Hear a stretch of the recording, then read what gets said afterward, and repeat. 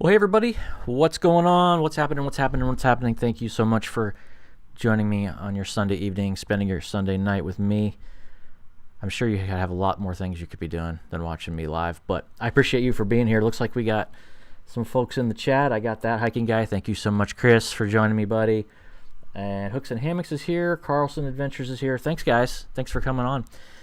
I realized I haven't done a live stream in a while. It's been a while, so I figured why not? Let's do one and just chat it up, and really just let's talk about some stuff I got going on. We can talk. I really want to hear what you guys have going on though, so make sure you put in the chat what you got going on. I want to know what you guys have happening. So yes, I do have slow mode on in the chat. Sorry about that. I need to turn that off, but I'm not gonna do that this second, so sorry about that. So let's just get into what's been going on. And first off, let's just say I'm ready for it to cool down. I have my little light back here on. It's a nice red orange color in honor of fall, because I'm ready for fall, guys. Like, it has been ridiculous here in Dayton. Today was like 88 degrees. It was just blazing hot. I was trying to do yard work, and it was just ridiculous. And I was going to take my son out for a bike ride, and I wanted to do a bunch of miles. And I just, it's just too hot. I couldn't take it. So I am officially ready for some cool weather. I don't know about you guys, but I think it is time. And I think it's going to happen this week. Looks like we're getting what looks like a cold front coming through. So thank God. It looks like the temps are going to drop, and it's going to be nice. So I'm looking forward to doing some of that fall hiking stuff and actually being able to put a base layer on and actually to keep me warm and stuff like that. I'll tell you, I did a overnight trip last weekend, and you would think for mid-September it would have been cool at night, and it was not. I slept in the hammock, and I was like, wow, I cannot believe how warm it is. And typically I'm a summer type of guy, and I like hot weather, but man, I'm ready for it to be cool. So yeah, so I think you guys probably agree with me on that, about it's time to cool down a little bit. So speaking of last weekend, so I did a car camping trip last weekend, and actually it was a educational course. It was a overnight 2-day course on Leave No Trace. And so it was put on by Wright State University's Outdoor Research Center. And I went through the course with Trailblazing Hope. That's the nonprofit that I'm a member of. I'm actually a board member of. I talked to you guys about that a little bit, but we can talk about that some more. But I did that with the Leave No Trace crew. I'm sorry, the Trailblazing Hope crew. And we talked about the Leave No Trace ethics. And actually this is the 2-day trainer course that I took. So basically what that does is that gives me the rights to say I'm a certified LNT trainer. And since we're working with children, youth in this nonprofit, this was a great course they kind of taught it to us like they would be teaching children so that we could teach it as children to children. So that was kind of cool. And I'll tell you, I learned so much. There's a lot to the Leave No Trace philosophy. I talked to you guys a lot about in my videos about LNT, but I'm usually just talking about, don't litter, obviously, don't carve your names in rocks and trees, don't, this and that. But there's so much more to it than that.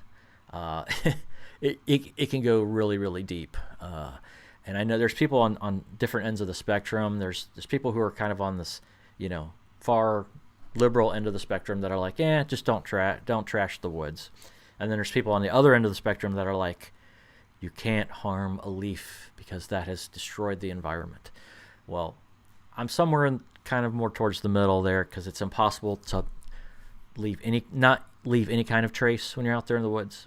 You're gonna leave a trace, okay? I don't care what anyone says.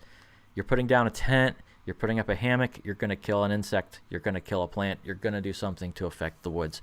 But by applying the LNT principles, you can kind of figure out some ways to minimize that. So things that I had never thought about with LNT is like, you know, when you go out there and maybe you're eating an apple or you're eating an orange or something like that, and you take the orange peel off. Probably a few years ago, I would have never thought to, you know, I would have just thrown my orange peel on the ground and never really thought about it. But in LNT, true LNT fashion, you shouldn't even do something like that because you're affecting animals, wildlife. They could eat that. They can't digest it, you know. So you're technically littering. You're putting something that doesn't belong in that environment into that environment. So it's like, wow, I never really thought of it that way. So, you know, so after doing that training, I got this really cool. Okay, camera's back. Okay, I got this really cool pin. Says LNT Trainer. I don't know if I can focus in on it or not, but it says LNT Trainer. Well, you just have to trust me. It says LNT Trainer on it. It's pretty cool. Leave no trace. They gave us a whole packet of stuff. Literally have a whole folder full of LNT educational materials. Really, really neat. But like I said, it was a 2-day course. It was an overnight. So we got to spend it with this trainer. It was actually a couple different trainers, and they taught us the principles throughout the day. It was kind of intense because they taught us the principles, and then we had to apply the principles as we were there hiking and camping. And we did a hike and we applied the principles. And then the next day, Sunday morning, we had to get up at 6 a.m. and we had to do a lesson. We had to actually teach as we would be teaching the LNT principles. So we had to spit back all the information that we had back to the presenters, and they graded us. They graded our lesson plan. They graded how we presented, our teaching style, everything. I mean, it was pretty intense. It was like, wow, it was really, really cool. But so that was the 2-day course. There is a 5-day master class, like a LNT master class that you can take, and that's legit, like real deal. Like, I guess if you take that, then you are specifically certified for LNT, and you can basically tell anybody to screw off because you know more than they do. But hey guys, so I'm looking at the chat. Hey Willie Outdoors, how you doing? Thanks for coming. So, but the really cool thing is, like I said, they taught this to us like we were kids, right? So, so we could spit it back like to children. And so there's 7 principles to leave no trace. And this was the thing that was ingrained in my brain that I will never ever forget now, because there are 7 different hand signs that they use to teach kids, and you can use this for adults. So the 7 hand signs that go along with the principles are, all right, so I'm going to do these for you, all right? Number 1, first principle, you plan ahead and prepare like you're writing a list, okay? Number 1. Number 2, this one's pretty cool. Hike and camp on durable surfaces. It's important. Number 3 is, this one's funny, dispose of waste properly. So that's like you're digging a cat hole, right? That's kind of a weird one. I guess they didn't have much to come up with for that one. But number 4, look at, God, I forgot. Leave what you find. Okay, there it is. 4 is leave what you find. So just look at it. That's all. That kind of gets confusing with another one of these. But number 5, this one's my favorite hand signal right here. Reduce campfire impact. So you make like a little campfire with your hand. That's a fun one. Number 6 is respect wildlife. So that can be antlers or ears. That one's fun. The kids like that one a lot. Number 7, this one's a little out there, but 7 is respect others or be courteous to others. That's what. So peace and wave. So like I said, I will never forget the hand signs. I may forget the principles, but that go along with them. But I won't forget the hand signs. But actually, it's really cool, and I showed it to my kids and my wife. They thought I was a little nuts. But when you're teaching middle schoolers and even high schoolers this stuff, it's a good way to remember it. So, and they do remember it. And so, you know, we present this stuff, and they're able to show it back to us. But these are some of the, You guys have probably seen these, right? These the plastic placards with all the principles on them. So there's all these different ones that apply. You know, there's like just the regular outdoor ethics one. There's actually one specific to hunting. What's this one? This one's specifically for kids, this yellow one. So I have a whole stack of these now, a whole stack of these placards. If you are interested in getting one of these, drop me a line. I can send you some. I have a couple of spares. I hope to get more. You can buy them off the LNT site for like 25 cents though. They're really cheap. So LNT store is pretty neat. There's some cool stuff on there. So I know you guys think I'm crazy, but the hand sign thing really is pretty cool. And like I said, it was just it was a cool educational experience. You know, just the things that you don't really think about. And one of the funnest things we did was it was a cool activity to be able to take that I want to do, that I'd like to do with the group. As we took them out, they took us out, and they took us out to a shelter. We were at a local metro park called Germantown Metro Park. It's a really cool metro park, by the way. And they took us out into this meadow, and there's a shelter out there. And they said, now go out and find a piece of nature, something, you know, anything out in nature, and either, you know, take a picture of it with you, or take a picture of it with your mind, or take a photo with your phone, or something like that. So we all do that for about 10 minutes. We come back to the shelter, and then the instructor, she broke out these canvases and acrylic paints, and she's like, now I want you to paint what you saw, you know, what you took a picture of. So it was interesting, but it was a fun activity because, you know, I saw, my thing was a thistle, which is a purple wildflower, but it's got like spikes on it. So it was kind of fun to get to paint that. But it was a very relaxing thing. It was just zen, you know, just relax. You know, we're out in the woods. It was a beautiful, beautiful day, beautiful weekend, and just a cool activity. So I really enjoyed that. It was a lot of fun. So, you know, if you get the chance, I'd say take that LNT course. It's they're normally $125 for the weekend, but it is worth it if you're in the Dayton area. You can go through Wright State, their outdoor program, and they'll take you out and instruct you. So it was a lot of fun. Really enjoyed the LNT. I'm all about the LNT stuff. Again, I say it a lot in my video. I say it in every video I go out. Pretty much every trip video, I'm like, LNT, leave no trace, leave no trace.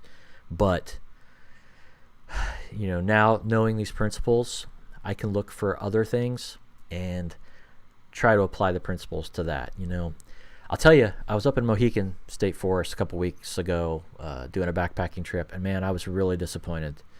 Not in the park itself. I was disappointed in humankind because, good Lord, that place was wrecked. It was, I mean, there were a couple different spots that I went through, and I will kid you not, every single tree along the side of the trail was carved. Not just like one or two little names written on it. I'm talking from the base of the tree to as high as you can possibly reach, all the way up and down, all the way around the tree was carved. And that wasn't just one tree. That was like 15, 20 trees along the trail, just all hacked up.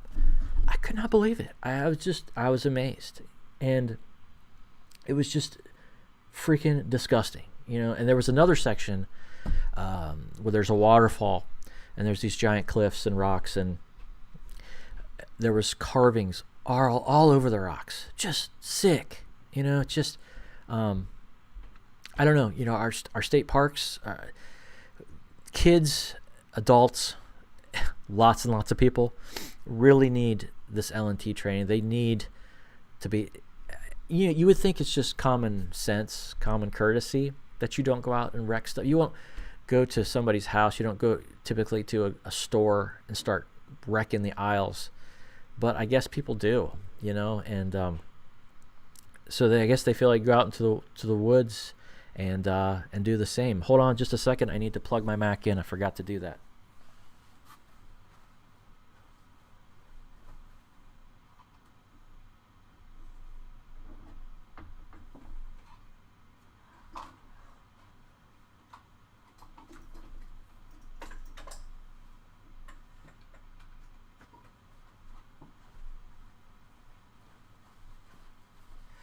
All right, I'm back. Sorry about that. Oh, I'm wearing my really cool, this is back in the focus here, babe.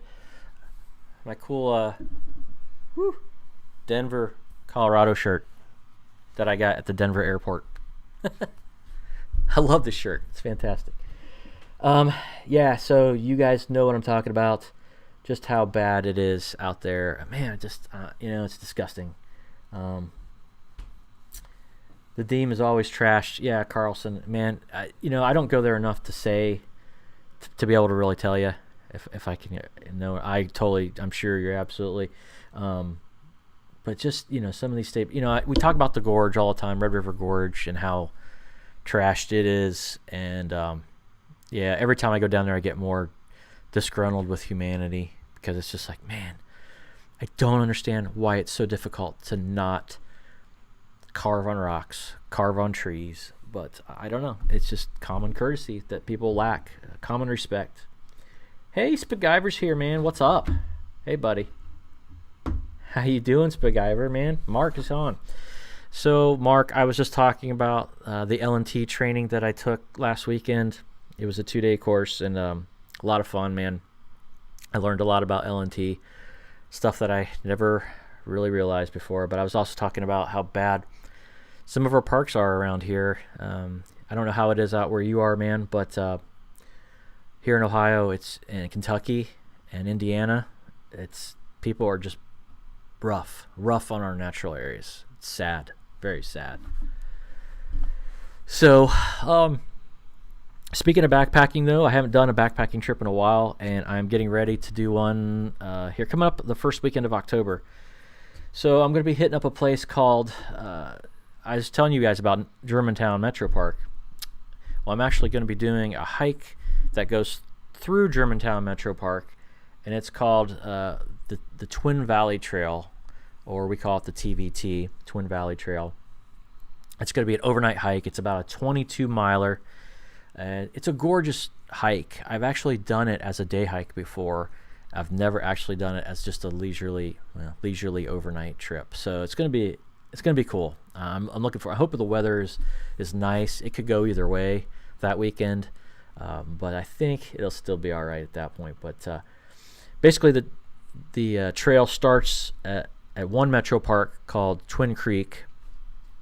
It goes back up to Germantown Metro Park, so it connects two metro parks together. The only part that really kind of sucks about this trail is there's a section that goes through basically a neighborhood. When you're between metro parks, you have to come out of one metro park and go into the other, and you're basically you go through a neighborhood. It's a small neighborhood, a few houses. Then you hit a bike path. Then you go back into the woods. So it's brief, but it's kind of like, really, you know, they couldn't have routed this any better, but they really couldn't. You know, the the options here in Dayton, the outdoor options, you know, they have something to be desired. But and the other thing that sucks about this TVT trail, it sounds terrible now that I keep describing it, but it's really not. It's going to be awesome. But the backcountry sites, they do not allow fires. For what reason, I have no idea. I really don't know why they don't allow fires, but they don't. So my buddy and I our plan is to just hike as many miles as we possibly can. Well, we know how far we're going to be going. It's about 18 miles the first day. And then we're going to be probably so wiped out we're not going to care about the fire anyway. But it's kind of sad. Yeah, G-Bolt, I see you asking about the TVT Challenge. I was going to go to that because that's next weekend. The TVT Challenge is basically to see if you can hike the Twin Valley Trail in an entire day. And basically you do it as a loop. So you do the whole length of it, but you add additional miles to it. It ends up being 28 to 30 miles in a day. I think it actually can be more if you want to tack more miles onto it. No, I'm not doing the TVT Challenge because I'm going to be doing that trail the following weekend. So I'm not going to mess with that. Mark says, hope you get some great weather. It's been a while for me too. Got a night out this weekend. Yeah, I saw you just put a video out, Mark, so I'm going to have to check that out, man, and see what you got going on. But, man, yeah, so this is going to be a good hike. It'll be fun, and you know, like I was talking about here in Dayton, though, you know, it's this is the only backpacking trail around here within a couple of hours. So it's, you know, it's only 45 minutes away from me. But so I'll take what I can get. You know, Dayton, we're trying really hard here in Dayton to be a more outdoorsy town, and Dayton's kind of been, we've been calling ourselves the outdoor adventure capital of the Midwest, and I'm not sure how we coined that term, but I think it was a particular person who did it. But we've actually been recognized now in an actual official publication online as being the outdoor adventure capital of the Midwest. We were actually named. I don't have the actual link, but it actually it's an online article, and it lists Dayton in the top 10 cool outdoor, what is it, like the top 10 outdoor places that you wouldn't think about as being good outdoor places, and Dayton is listed, which is really surprising. You know, some of the other ones on, you know, it's a weird list because it's like honorable mention, Boulder, Colorado. What? So I don't know if this person who wrote this article is biased toward Dayton or what, but you know, we are trying as a city to recognize our outdoor community and outdoor spaces. We do have a really, really strong biking community. We have a ton of bike trails that go through the city, like 300 miles of bike trail or something. And, you know, Dayton, we have the potential, even though we don't have any mountains or huge lakes, we have a lot of waterways. Like I said, we have a lot of bike trails, and we do have some good hiking trails around here, some cool places to hike. So we're trying as a city to, you know, kind of get some of that recognition, and maybe, you know, be more recognized as a cool outdoor location. But there's one thing that kind of set us back. People were trying to do a van life event here in Dayton. They were trying to organize a van life expo, and it would have been really awesome, but it got shot down by our Five Rivers, the Five Rivers organization, because of they're going really heavy towards the LNT, the Leave No Trace. So they feel that the van life stuff kind of conflicts with the LNT principles, which I get, but at the same time, it's kind of like, I don't know, if, you know, you're hindering outdoor adventure. And I think if van life, just like anything else, if it's done right, it can be okay. You know, it can be pretty LNT friendly, I want to say. So that was kind of a shot to us that we didn't get that van life expo or whatever it was. Didn't happen. But anyway, see ya Hooks, man. Thanks for hopping in. Let's see, hike with Mike. I like to be in the woods the entire time. Don't like to hear see civilization. Yeah, I agree, Mike. Absolutely agree. Promote wildlife corridors of Dayton, and all will connect to the public parks, and it's beneficial to the wildlife as well. Yeah, agreed. Yeah. So we'll see, though. You know, Dayton, like I said, we have a lot of potential. Speaking of van life, man, I just want to say they just announced that news about what they think they found the body of that Gabrielle Petito girl. I don't know if you've been following that story, but it's a pretty sad one. She and her boyfriend were doing a cross-country trip, doing the whole van life thing, and doing it all on Instagram, you know, living the life, going out west, seeing Grand Tetons and just all these amazing places. And so the girl was reported missing back on September 11th, I think is when they reported her missing. That was 10 days, though, after her boyfriend had returned to Florida, I guess where he lived or they lived, with her van, but not her.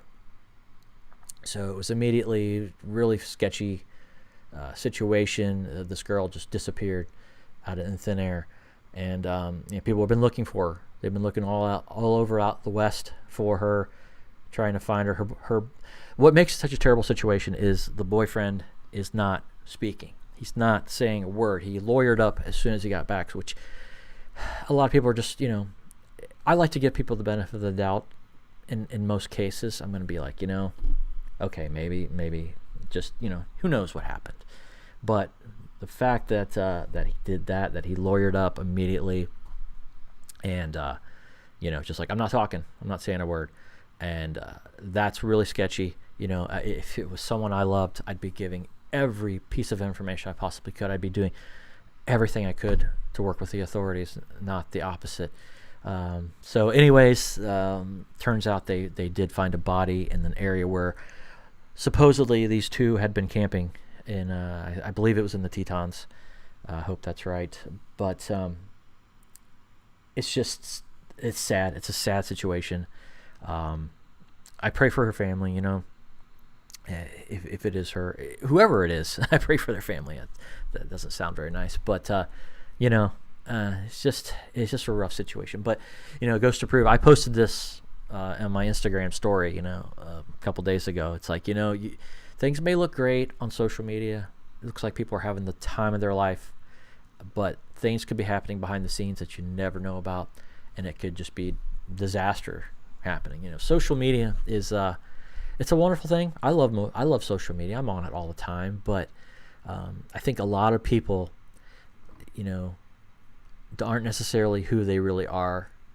When they try to come through on social media, it's like you can do anything on social media. You can be like, I travel the world and I see all these amazing places and I just live my life, and but everybody still has responsibilities and things they have to do, things they have to take care of. Life is not always 100% peachy.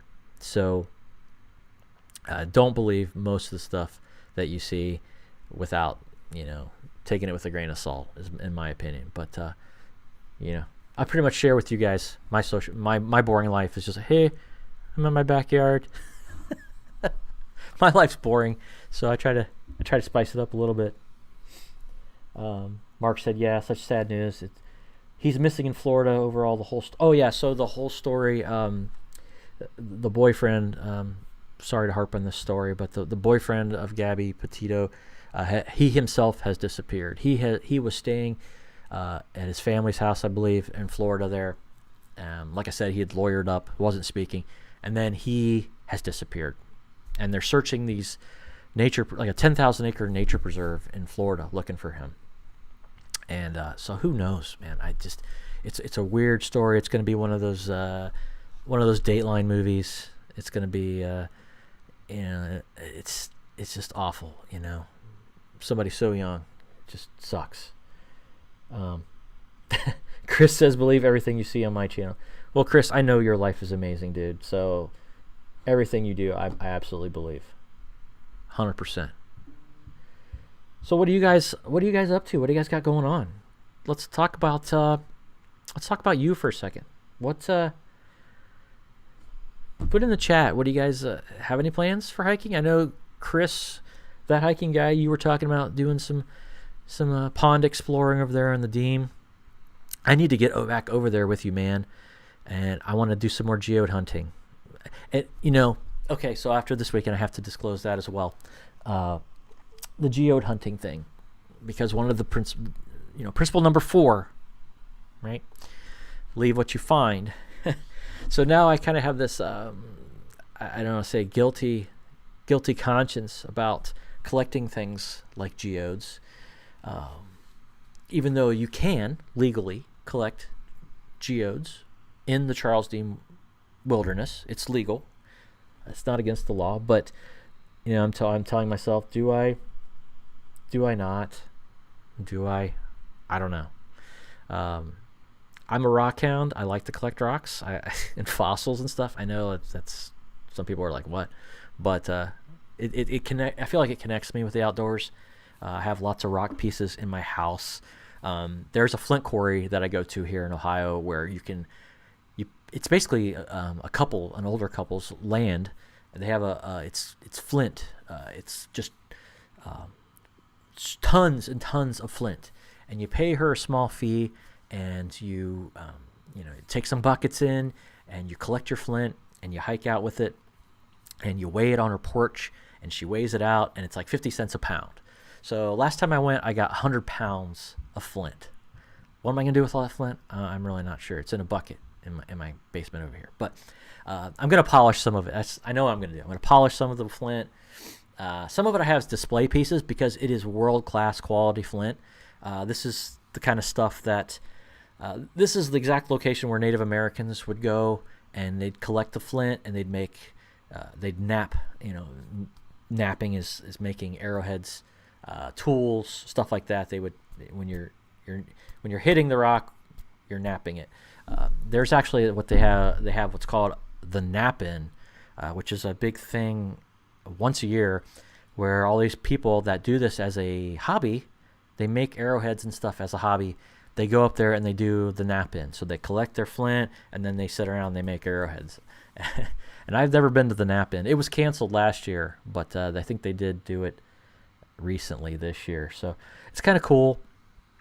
I like collecting the flint, but you know, like I said, that's private land, so I don't feel necessarily as guilty going over there and you know, paying a lady on her property to take the land. That's, you know, because I don't know, I just feel like it's different. I feel like it's different than going to a public area and just going into a stream and picking up rocks and walking out with them, which is what I've done in it where it's been legal, and some places I've done it where it's not legal. I'll admit it. But you know, I like the geodes and stuff, so I don't know. We'll see.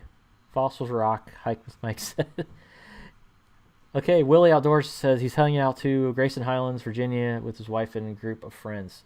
Dude, I love the Grayson Highlands. I was talking with my instructor at the LNT training last weekend, and she asked me what my favorite location was to go backpacking, and I told her Grayson Highlands. I think as far as where I've backpacked, Grayson Highlands is my top fave. As far as hiking, now that's a whole different story, but that place is just killer, absolutely gorgeous, and I'm thinking this time of year is going to be killer awesome up there in Grayson. I'd love to do it in the fall. I'd say Grayson's up there. It's a tie with Grayson and Dolly Sods. Dolly Sods is also absolutely amazing, but I have not done Dolly Sods as a backpacking trip. I have only day hiked Dolly Sods, which I know is crazy. Absolutely crazy. But I hope to get up and actually backpack Dolly Sods. Another place I'm looking at, guys, is a place I've never been down in Kentucky. It's called Pine Mountain State Park, and I guess it's in the southernmost part of Kentucky. I guess it has the highest point in Kentucky. There's a mountain down. I don't know if it's called Pine Mountain or what it's actually called, but Pine Mountain, this park down there in Kentucky, has tons and tons of miles of trail.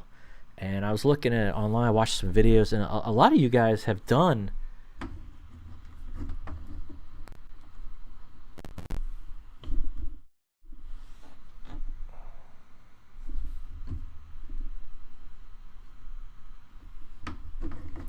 Hey guys, can you still hear me? We lost video. Not sure what happened. I'm going to try plugging the cam back in. I'm still talking. Well, that is weird. Hold on, I'm going to flip off the camera and keep talking to you. So anyways, I was talking about Pine Mountain State Park down in Kentucky, and so that's my next want to go destination. I really want to get there, do some trails down there. I'm not sure what happened with my camera. Cam overheated. Yeah, possibly, man. I don't know. I've never had that happen before. I've done hour-long plus live streams and not had a problem with the camera overheating. Now, maybe you guys are still able to see me. I'm not sure. You guys can hear me, but no video. I'm seeing on my screen, so it just says the EOS webcam utility screen, but I don't know. You may still be able to see me. Anyway, I don't know. Since stuff is acting weird, I'm going to make this a short one and wrap up this live stream. Thanks for joining me, guys. I hope you're having a great rest of your weekend. Thanks for joining me. It has been a fun. Yeah, so my camera just went off. Not sure what happened. Thanks again, guys, for joining me. Take care. I got some great videos coming up. I will definitely do a video for the TVT challenge, or I'm sorry, the TVT hike, not the challenge, the TVT overnight. Take care, guys. Talk to you real soon. Later. Bye.